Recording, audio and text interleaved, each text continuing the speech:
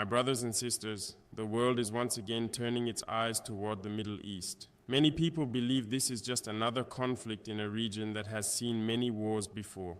But I must tell you today that what is unfolding before our eyes is far more dangerous than many are willing to admit. Across this region, tensions are rising between powerful states, military alliances, and competing global interests. The confrontation between Iran and Israel has intensified. The United States has increased its military presence. Armed groups across the region are preparing for escalation. What may appear as separate conflicts are slowly becoming connected pieces of a much larger confrontation. History teaches us something very important. The most devastating wars in human history did not begin as world wars. They began as regional crises that powerful nations chose to enter.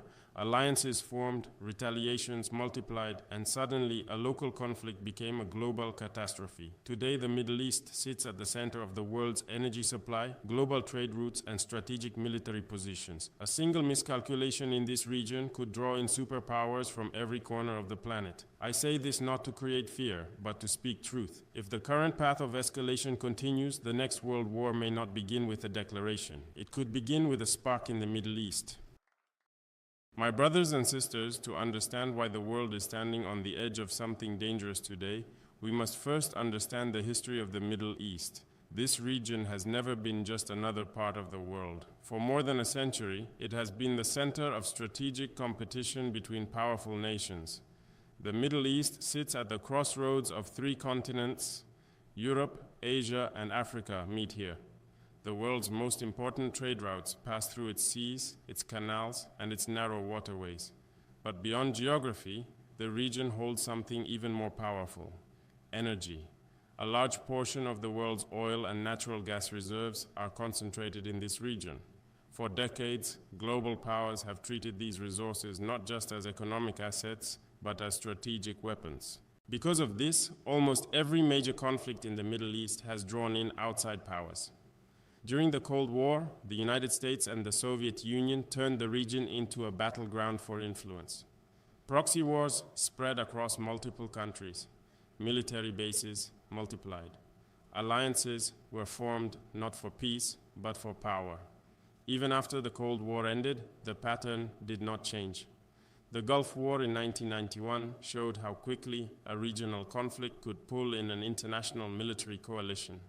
The invasion of Iraq in 2003 reshaped the entire balance of power in the region and opened the door to years of instability. The Syrian war later became one of the most complex conflicts in modern history, involving global powers, regional armies, and non-state groups all fighting on the same battlefield. What we are witnessing today is part of this same pattern, but the stakes are even higher. The Middle East is no longer only a regional struggle. It has become a stage where the ambitions of global powers collide. And when global powers collide in one place, history tells us something very clear. That is when the world becomes dangerous. My brothers and sisters, one of the greatest dangers in modern conflicts is not simply the weapons used on the battlefield. The true danger lies in alliances. When powerful nations tie their security to one another, a single conflict can quickly pull multiple countries into war. Today, the Middle East is surrounded by a complex web of military partnerships and strategic commitments. Israel has one of the most advanced militaries in the world, and it is backed by the political and military support of the United States. American bases, aircraft carriers, and defense systems already operate across the region. This means that any large escalation involving Israel can immediately involve the United States. On the other side stands Iran, a nation that has spent decades building networks of influence across the region. Tehran has developed close ties with armed groups and political movements in several countries. These groups have their own fighters, missiles, and military capabilities. If a major confrontation erupts, these alliances could transform a single battlefield into multiple fronts across the region. Then there are the other regional powers watching carefully. Countries such as Saudi Arabia, Turkey, and others all have their own strategic interests and security concerns. Each of them is calculating how any conflict could affect their position in the region. This is how wars grow beyond their original borders. One attack leads to retaliation. Retaliation activates alliances. Alliances pull in new actors. And suddenly, a regional crisis becomes an international conflict. History has shown this pattern many times before. World wars rarely begin with a global decision.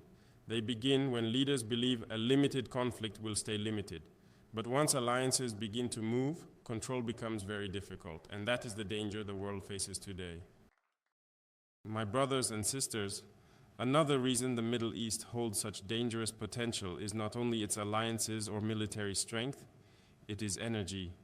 The modern world runs on oil and gas, and a large portion of those resources pass through this region every single day. Factories, transportation, electricity grids, and global trade all depend on a steady flow of energy. When that flow is threatened, the consequences reach far beyond the battlefield. Entire economies can feel the shock within days. One narrow waterway alone shows how fragile this system can be. The Strait of Hormuz, located between Iran and the Arabian Peninsula, is one of the most important energy corridors on Earth. A massive portion of the world's oil supply travels through that passage every day. If conflict spreads to those waters, shipping routes could be disrupted almost immediately. Imagine what that would mean for the global economy. Oil prices could surge overnight, energy costs would rise across continents, inflation would strike both rich and poor nations. Developing countries, especially across Africa and the global south, would feel the pressure the most because their economies are already vulnerable to external shocks. And when economic crises spread, political tensions often follow.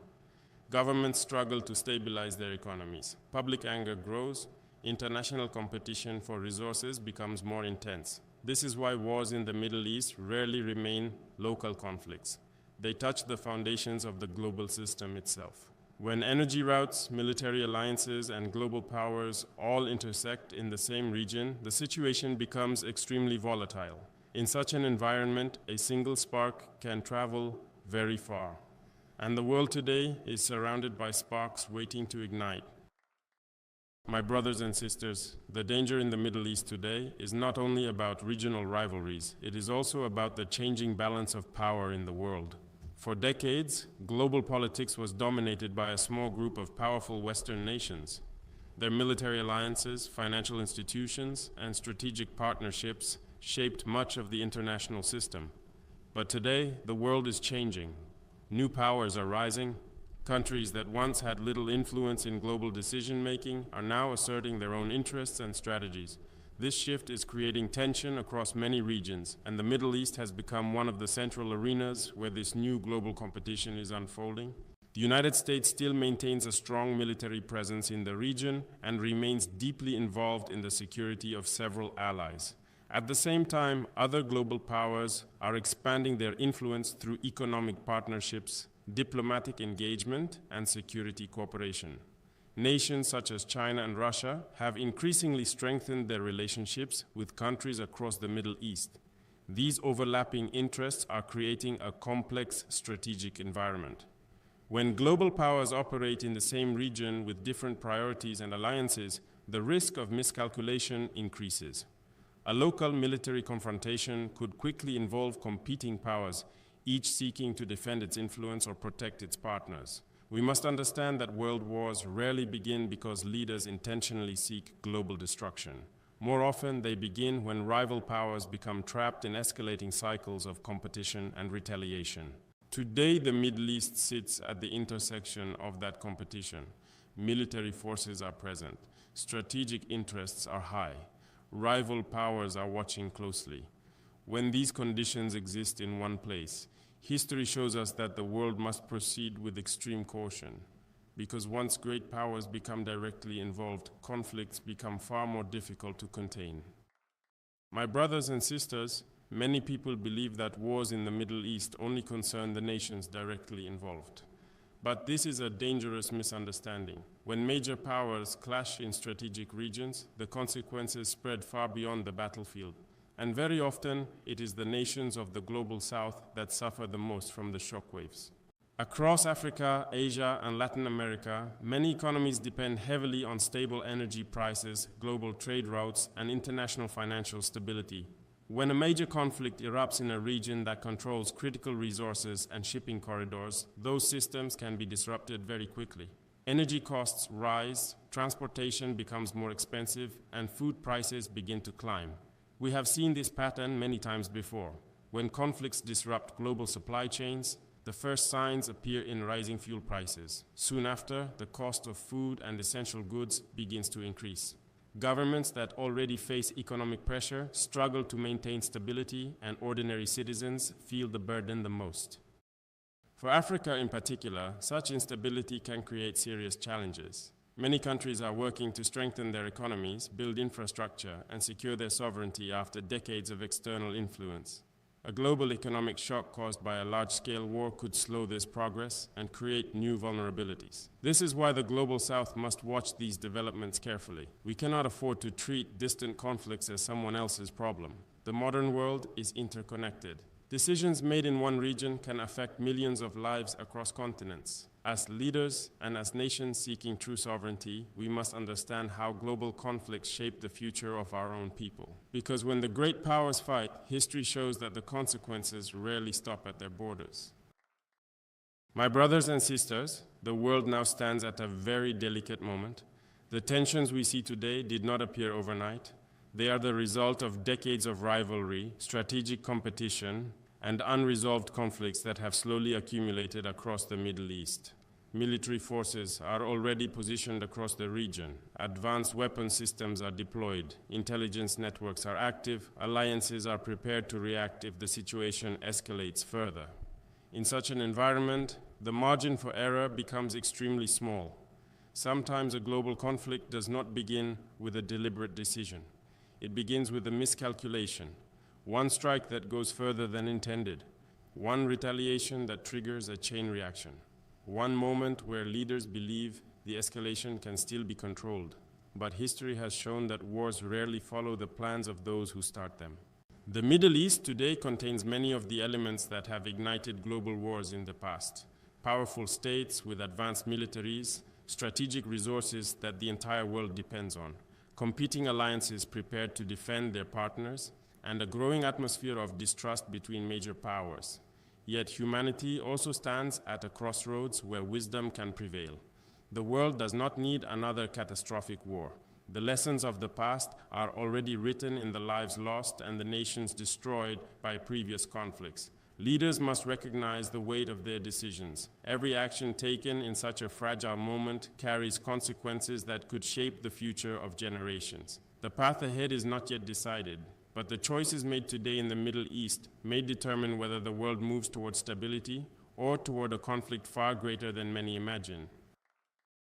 My brothers and sisters, the message I bring today is not one of fear, but one of awareness. History has taught us that the greatest dangers often emerge when the world believes a crisis is still far away. Many people assume that global wars begin with dramatic announcements or clear declarations. But the truth is often different. They begin with tensions that are ignored, rivalries that intensify, and conflicts that slowly grow beyond control. The Middle East today sits at the center of many of these pressures. Strategic resources, powerful alliances, and competing global interests are all concentrated in one region. When so many forces intersect in the same place, the margin for peace becomes very narrow.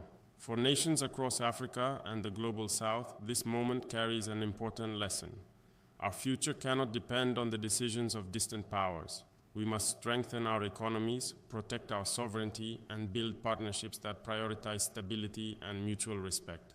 The world is entering a new era where the balance of power is shifting and new voices are rising.